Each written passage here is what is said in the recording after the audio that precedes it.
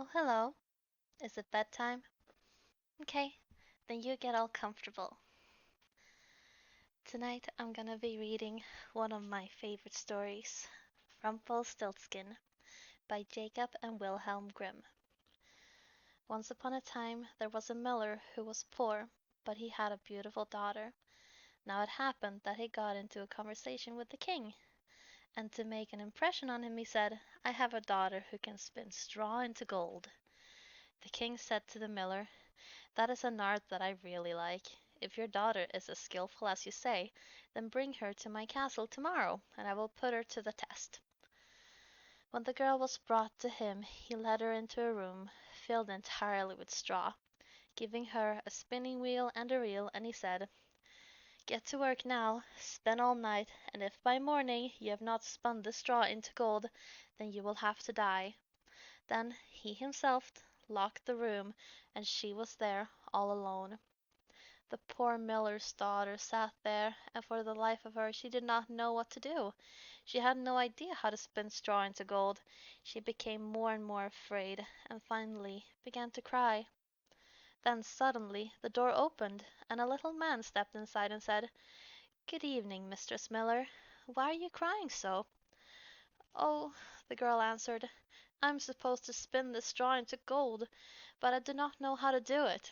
The little man said, What will you give me if I spin it for you? My necklace, said the girl. The little man took the necklace and sat down before the spinning wheel, and whir, whir, whir, 3 times pulled, and the spool was full. Then he put another one on, and whir, whir, whir, 3 times pulled, and the second one was full as well. And so it went until morning, and then all the straw was spun, and all the spools were filled with gold.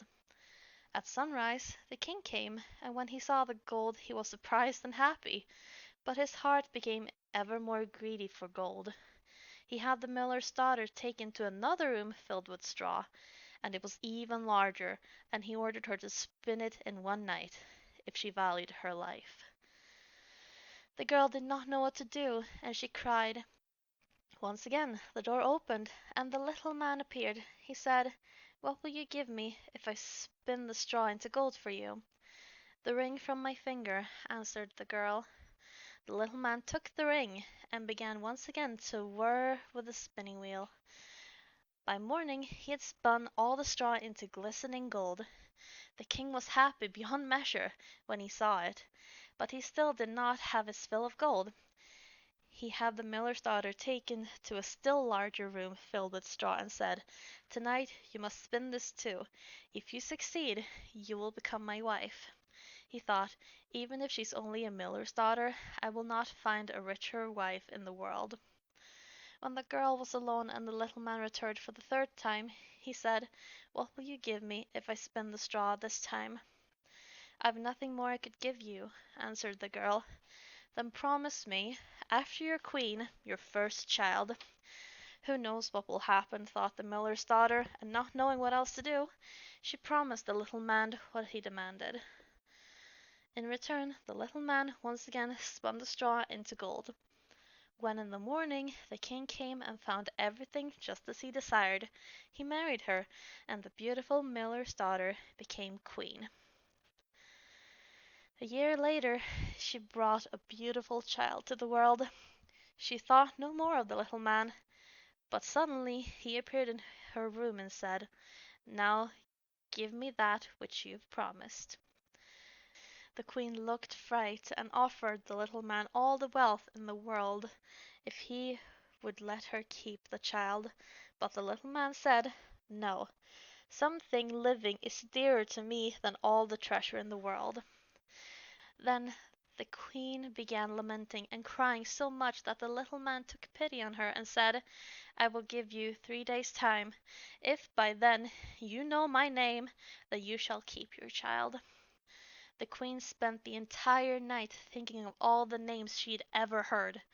Then she sent a messenger into the country to inquire far and wide what other names there were.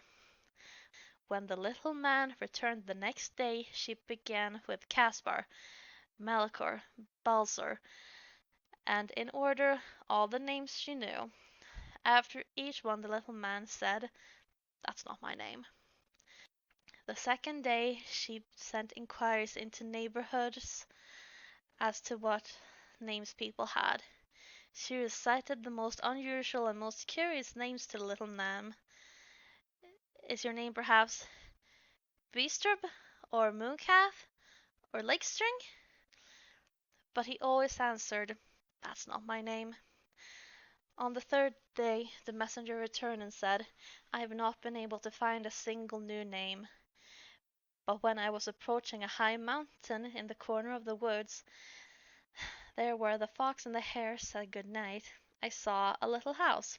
A fire was burning in front of the house, and an altogether comical little man was jumping around the fire, hopping on one leg and calling out, 'Today I'll bake, tomorrow I'll brew, then I'll fetch the queen's new child.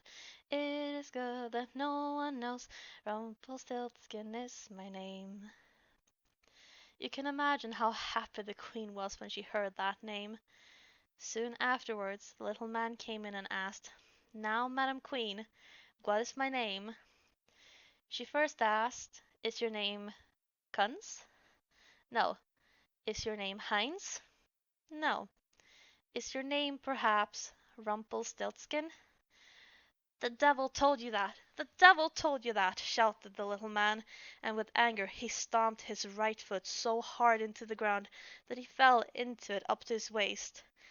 Then with both his hands he took hold of his left foot and ripped himself up the middle in two. That's the end of the story. Even though it's a bit gruesome, it was one of my favorites growing up, and I hope you've enjoyed it too. Now, good night, sleep well.